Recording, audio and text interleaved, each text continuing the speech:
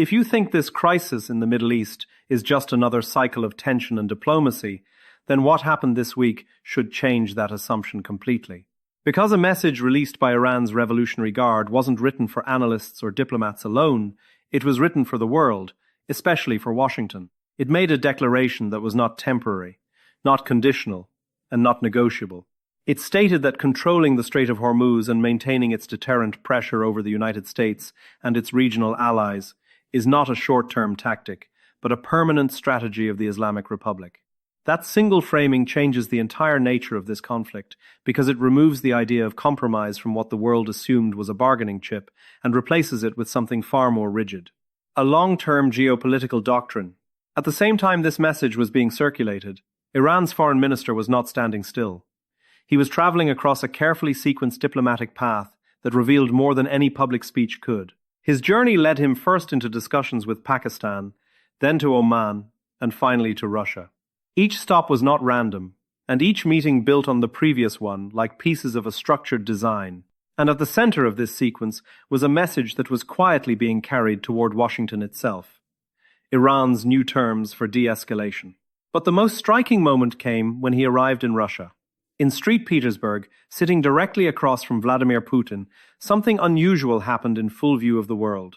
Putin did not act like a neutral observer or a distant mediator. Instead, he publicly expressed support for Iran's position, praising the Iranian people for what he described as their courage and determination in defending their sovereignty. More importantly, he made a direct statement that Russia would do everything that serves Iran's interests in order to bring peace sooner. That is not the language of mediation. That is the language of alignment. And in the same setting, he reaffirmed that Russia and Iran would continue their strategic relationship. For Washington, this is not just uncomfortable diplomacy. It represents something far more significant. A sanctioned Russia openly aligning itself with Iran at the exact moment tensions in the Strait of Hormuz are escalating. This is the backdrop of a crisis that is no longer regional in nature. Welcome to this breakdown. What you are about to hear is not just about Iran and the United States. It is about how Russia has stepped directly into the center of the most critical maritime pressure point in the world, and how that shift could reshape global energy, military positioning, and political leverage in ways that will be felt far beyond the Middle East. Because while oil prices climb above $110 per barrel and global shipping routes face uncertainty, the real story is not just what is happening in the Strait of Hormuz. It is who is now standing behind Iran as this standoff intensifies, and what that means for every major power watching from the sidelines. And to understand that, we need to go back and trace the exact sequence of Iran's diplomatic movement this week, because the order itself reveals the strategy. Everything began with a carefully structured diplomatic route that unfolded almost like a pre-written script rather than a spontaneous response to crisis. On Saturday, Iran's foreign minister arrived in Pakistan, where he entered consultations with mediators, who have long played an indirect role between Tehran and Washington. In those meetings, Iran's core positions were outlined clearly, especially concerning nuclear negotiations and the Strait of Hormuz. Pakistan was not being asked to solve the conflict, but to carry messages forward. And that is exactly what happened. By Sunday, the same minister returned to Pakistan again, this time not for discussion, but to formally deliver written communication intended for the United States. Immediately after that, he departed and flew to Oman. This step is critical because Oman is not just another neutral country. It is the only Arab state that maintains direct diplomatic relations with both Iran and the United States, and it sits physically at one of the most sensitive maritime choke points in the world. In Muscat, discussions took place with Sultan Haitham bin Tariq and senior Omani officials. According to official statements, the talks led to partial understandings focused specifically on the Strait of Hormuz. Not a full reopening, not a complete resolution, but something more controlled, more conditional, and more carefully managed. That language matters because it signals a shift away from open access towards structured oversight of one of the world's most important shipping lanes. Then came the final stop: Russia. The minister arrived in Moscow and met Vladimir Putin in St. Petersburg at the Boris Yeltsin Presidential Library. And at that exact moment, while these discussions were underway, Iran also submitted a new peace proposal to the United States. The timing was not accidental. It was synchronized. What this sequence shows is a three-layered diplomatic architecture. Pakistan functions as the message carrier, Oman manages the geographical and maritime dimension, and Russia provides strategic weight and political protection. This is not improvised diplomacy. It is coordinated positioning across multiple fronts, designed to shape how the United States responds. And as this sequence unfolded, the world began to understand that Iran was no longer acting alone in presenting its case. It was operating through a network of states, each contributing a different layer of influence, and each positioned strategically in relation to the Strait of Hormuz and the broader regional balance. But the most consequential shift was still ahead, and it came through the words spoken directly by Vladimir Putin. When Vladimir Putin addressed the meeting in St. Petersburg, his statements went far beyond diplomatic courtesy. He described the Iranian people as having fought courageously and heroically for their independence and sovereignty, language that immediately signals alignment rather than neutrality.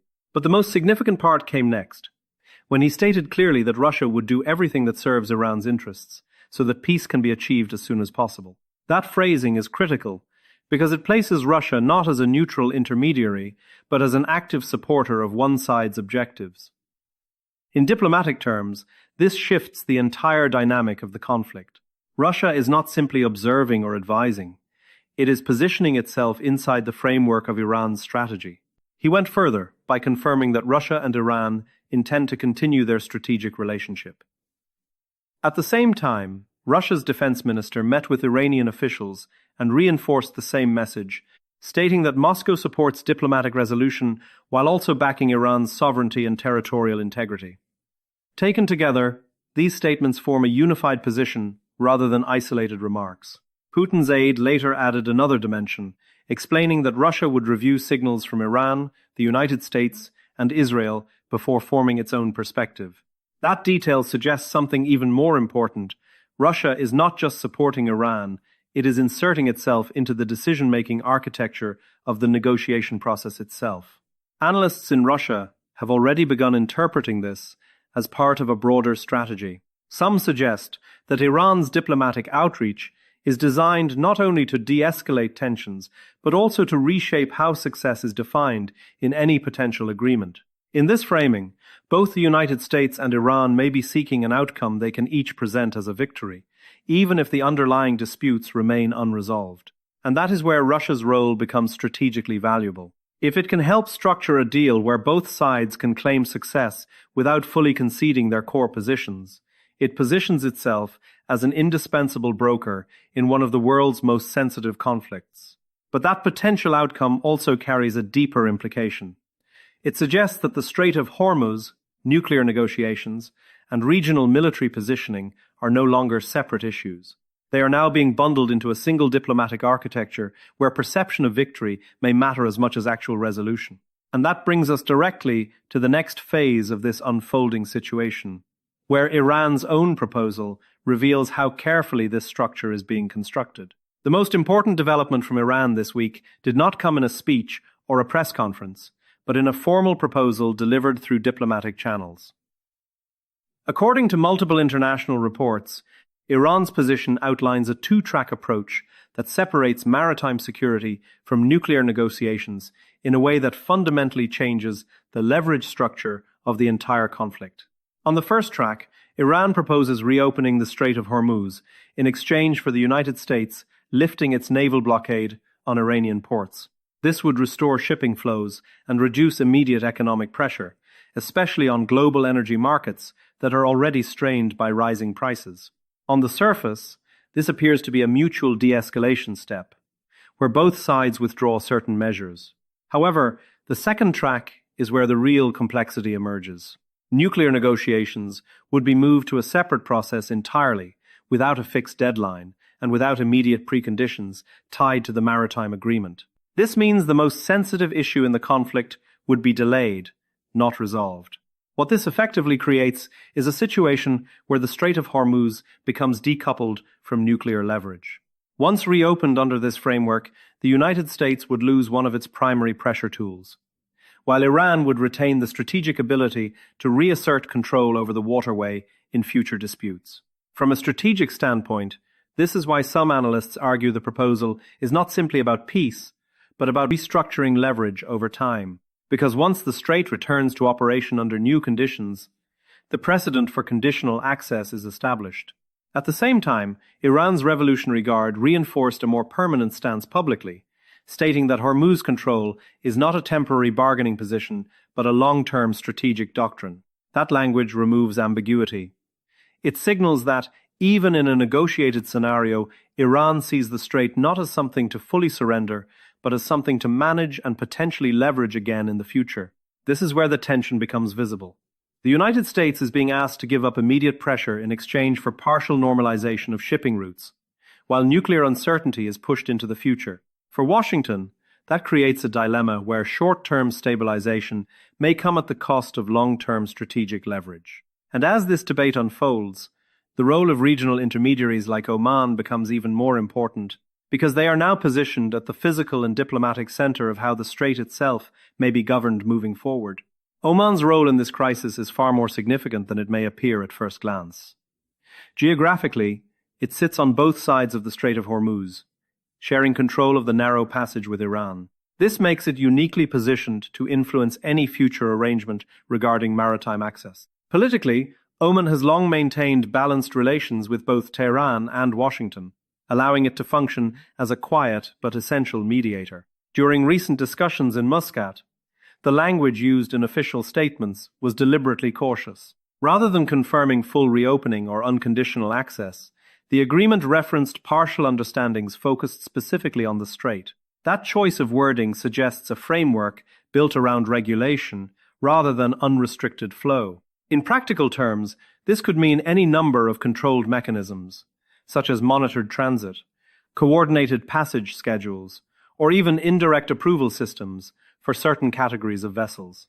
While none of these details have been formally confirmed, the direction of discussion points toward managed access rather than a return to completely open shipping conditions. At the same time, Russia's involvement adds another layer to this evolving structure. Unlike Oman, Russia is not acting as a neutral facilitator.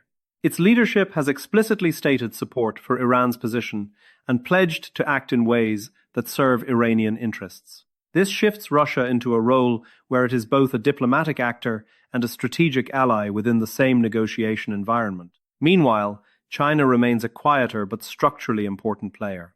It continues to purchase large volumes of Iranian oil and invest in infrastructure projects, providing Iran with economic resilience, even under sanctions pressure.